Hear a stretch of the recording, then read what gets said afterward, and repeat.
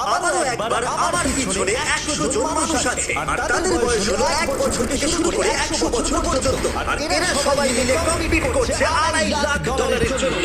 প্রত্যেকে নিজের কিউবে চলে যাও। আর এটা আমার অন্য ভিডিওগুলোর মতো নয়। এই 100 জন মানুষ নিজেরাই ডিসাইড করতে চলেছে কে $2.5 লাখ ডিজার্ভ করছে। প্রত্যেকে নিজের কিউবের ভেতরে যাও। এই চ্যালেঞ্জটা অফিশিয়ালি শুরু হলো। যদি তোমরা এই চ্যালেঞ্জটাকে ছাড়তে চাও তাহলে রেড লাইনটাকে টাচ করবে, তাহলেই তোমরা এলিমিনেটেড হয়ে যাবে। কতক্ষণ থাকতে পারবেন এই চ্যালেঞ্জে মনে হচ্ছে?